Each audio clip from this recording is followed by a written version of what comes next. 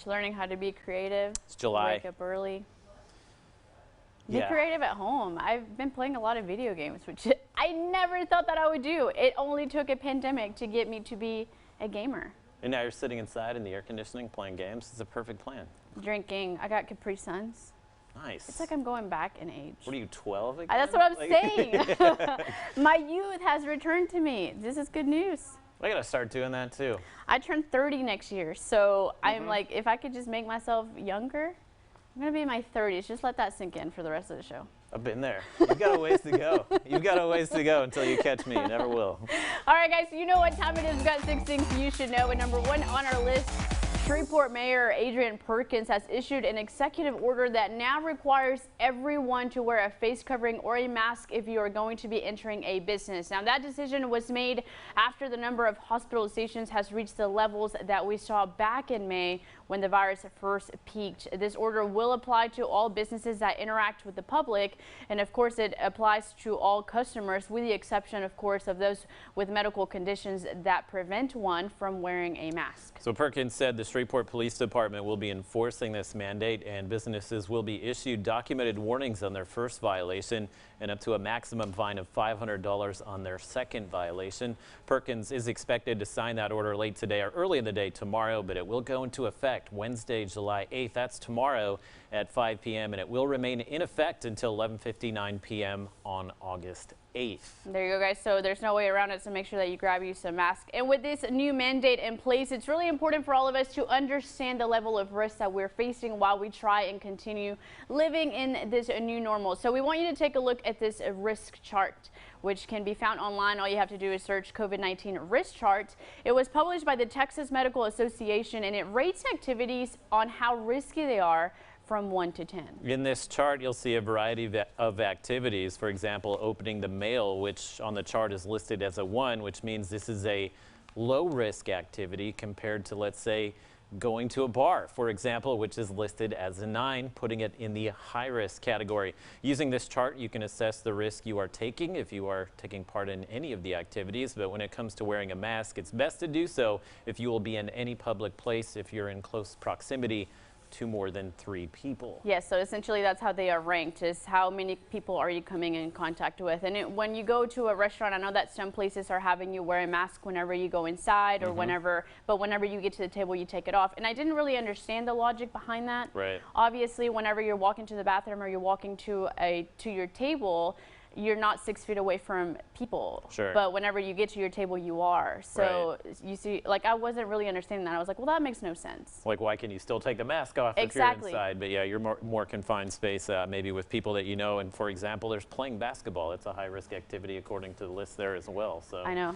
Yeah.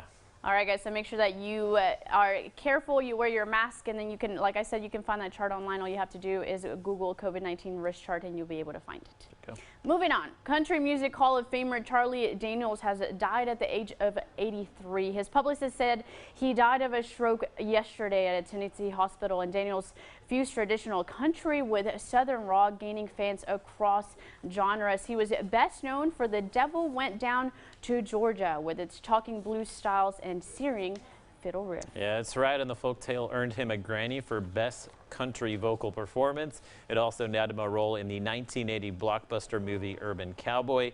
He joined the Grand Ole Opry in 2008. Daniels was a big supporter of the military, making regular appearances for American troops at times in war zones. Daniels is survived by his wife and son. Leaving behind quite a legacy. I just watched Urban Cowboy the other day. Oh, really? Mm-hmm. Did you like it? Yeah, it's good. I don't think I've seen that one. Really? Yeah. John Travolta was... That's why you watched it, didn't it? That's why I watched it. Love some John Travolta. Still my man crush. Okay. All right, guys, and a backlash on social media has convinced Halle Berry not to take on the role of a transgender man in an upcoming film. So the Academy Award-winning actress discussed a possible role on an Instagram Live video, but criticism from the LGBTQ groups changed Berry's mind. On Twitter, she said she was grateful for the guidance and critical conversation. In response to the star's statement, many thanked her for listening and asked other powerful people to do the same. This is important, and I think that, you know, people can make mistakes, and you can say, yeah, I'm down to do that, and then you hear other people's takes or what they feel, and then you're like, oh, never mind. I don't, maybe it's not great that I do it. There's a whole different world out there that you sometimes, I guess, have to listen to, that you oftentimes don't comprehend. But yeah, I think good to all sides here for making the decision that I think everybody wanted in the end. Yeah. Also, Twitter can definitely put you in check. Sure can. Social media in general can check you. Yes. You think you're doing something cool. By the way, one time, I don't know who, I think I commented something bad on like Justin Bieber's picture, and all of the Bieber fans, the Beliebers, is that what it is? Which I'm a believer. Right. I was just making a comment. They crushed you. They came after me. Yeah. It was scary. Do not mess with the Biebs. It was a scary place. It can be. So don't go after any people with a big fan base because you will be in trouble. All right. Google is trying to help its users get around during the coronavirus pandemic. So the company has launched a new feature on Google Maps that will help people navigate the areas affected by the virus. So the feature will notify drivers about checkpoints down the road before they cross national borders. They can also get alerts about local health restrictions on their routes. Public transportation riders can get information about mandatory face masks and other requirements, while people who are on their way to a COVID testing site will get alerts about whether they are eligible for a test. The new features are available only in some countries. In the U.S., the driving and testing alerts are already up and running. It's kind of scary. Did you see that feature? So I guess it's on the iPhone now, where I guess they're tracking how many people you're coming in contact with, kind of like keeping an eye on the virus. I did not see that. Well, there's like a feature on there where you can go in there into health, and it will tell you every place you've been to, like walked to. Does it track? Like everywhere. Really? Yeah. Does it track who you've come in contact with? I don't know that. It's a good question. That is a good question. They're tracking But surely us all it the time. does, because if someone else has an iPhone, then, right?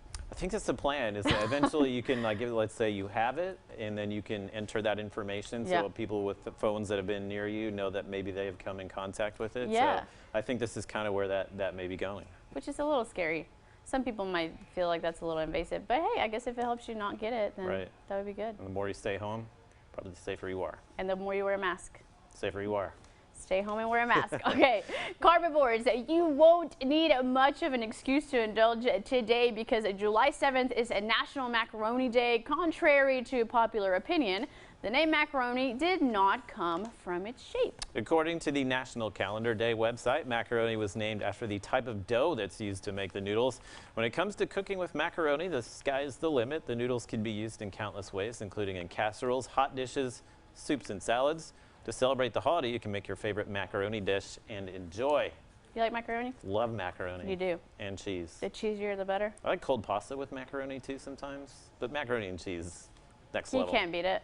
Yeah. Is it top 5 foods? Definitely. Don't lie to me. It's like #2 on the comfort food list, like grilled cheese and then macaroni and cheese. Who doesn't love crying into a nice bowl of macaroni? Everyone. All right, guys, and playing youth sports during a pandemic, the Centers for Disease Control and Prevention has a new advice on how to do that safely. Mandy Gaither has more in today's Health Minute. Out on the field, back on the court. For millions of children playing organized sports, this season will be like no other. And the CDC has updated guidelines for youth sports safety in the age of COVID-19. Most of the advice are practices already being encouraged of everyone. Wash hands, stay home when sick, practice social distancing. It's also recommended that there be no handshakes, no high fives or fist bumps, no sharing equipment, towels, or clothing, and no spitting. Parents and coaches are also encouraged to reduce contact between players, limit travel, and establish small groups within teams to interact in. And they should also decide if and when players should wear face masks.